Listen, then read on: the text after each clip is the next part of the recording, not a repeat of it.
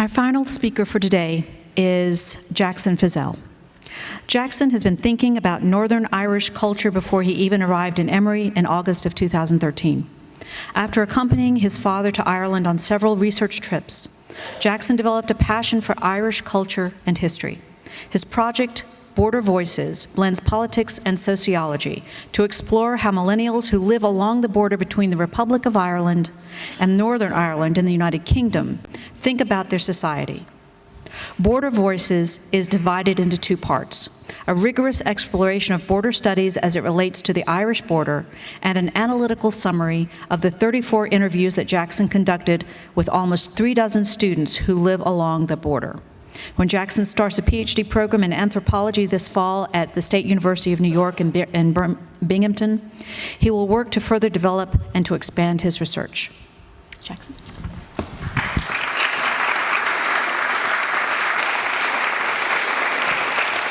Good afternoon, ladies and gentlemen. Thank you for being here. I wanted to come out here and share with you what I've been working on for the past few years.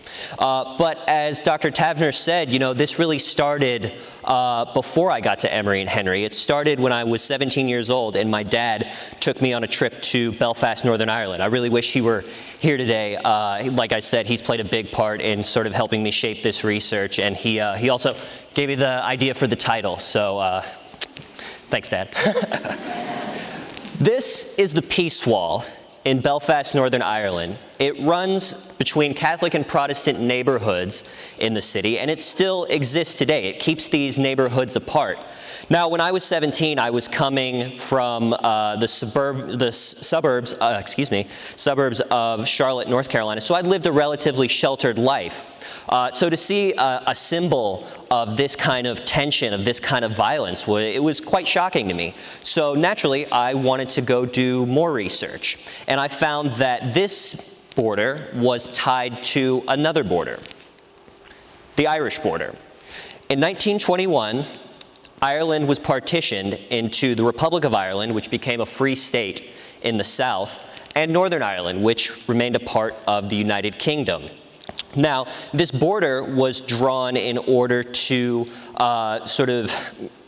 stop the tensions and the violence between Protestants and Catholics, but it actually did the exact opposite. It led to some of the worst conflict that the island has ever seen.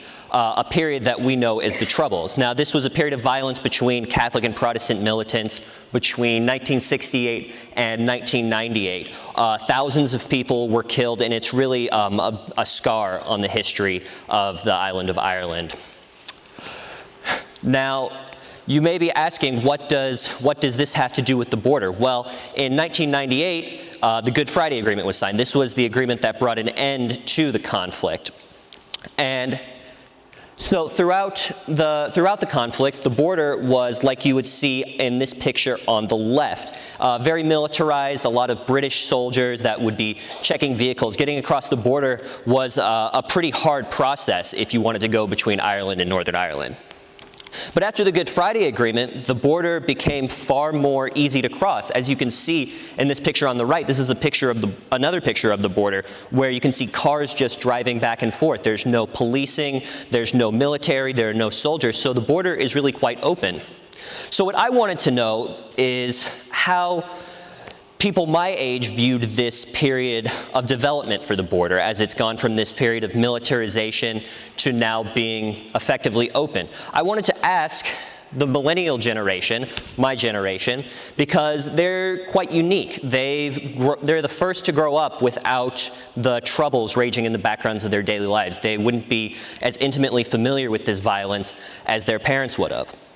So I went and studied abroad. I studied abroad in a little, well, it's not so little, little by American standards, a town in the northwest of Ireland called Derry.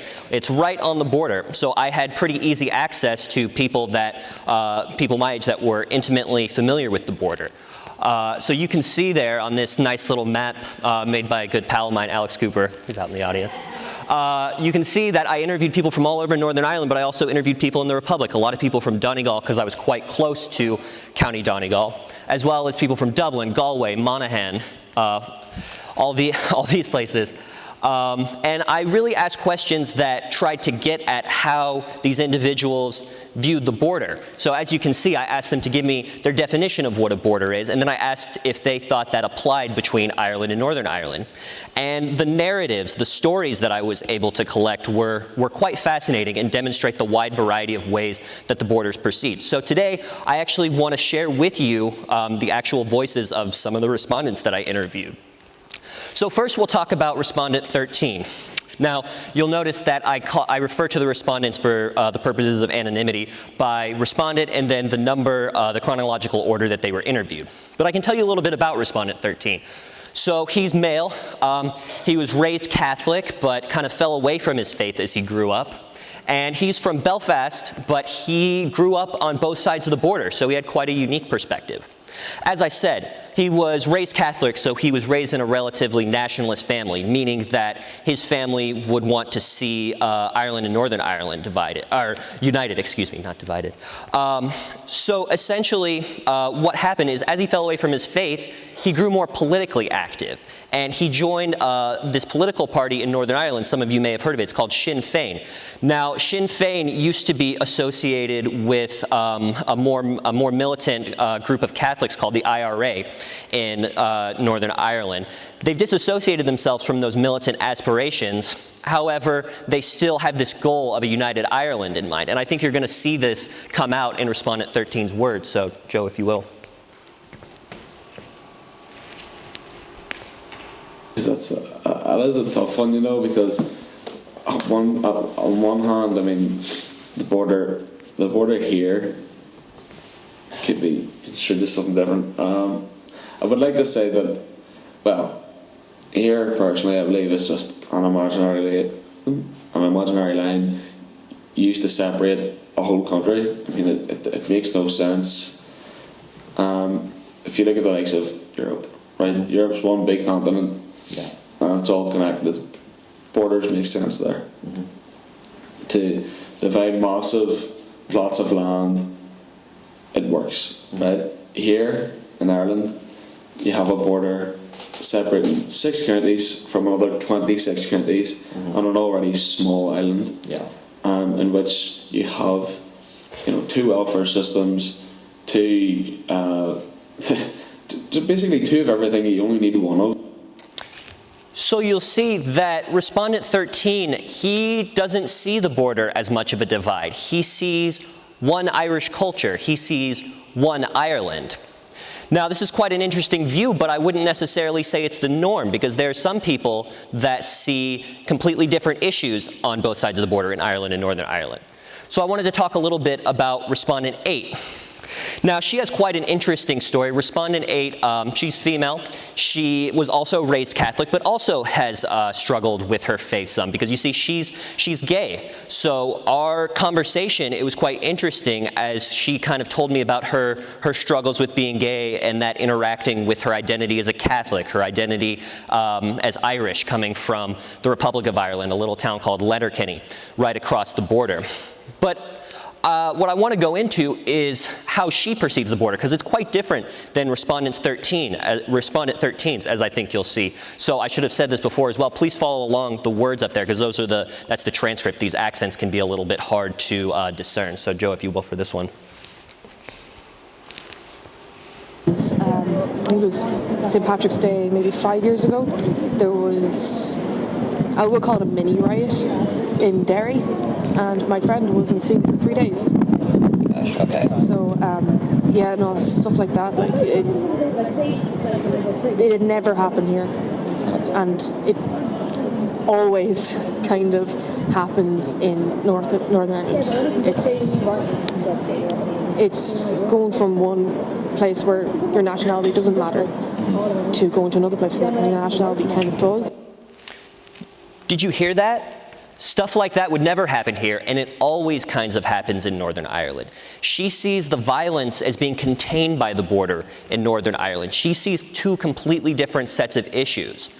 This is important because what I'm trying to illustrate here is the wide range of border stories, border narratives that have come out of this research.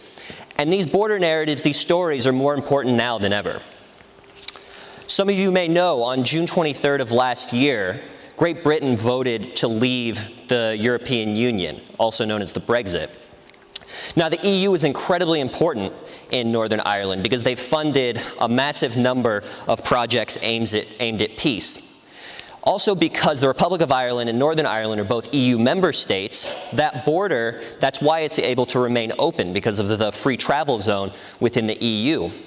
But now that Great Britain, of which Northern Ireland is a part, is leaving the EU, this presents the opportunity for a hard border. With the symbolism that the border has taken on in the past, this could be incredibly damaging, from merely stopping trade to something as far as a restart to the Troubles. This has been speculated. But these stories, these narratives are also important beyond just Northern Ireland, because we live in a world today where borders are coming down, but borders are also coming up. You hear world leaders like Donald Trump and Marine Le Pen wanting to bring up the borders of their states, put up these barriers in order to gain a greater degree of security. Now, I'm not here today to tell you whether they're right or wrong, but what I would tell Trump, Marine Le Pen, and other world leaders is to take heed of these border narratives, these border stories. These are the people that know the border best and can offer the greatest insight into how we deal with the border. In order to live in a safer yet more free world, we need to listen to the border voices. Thank you.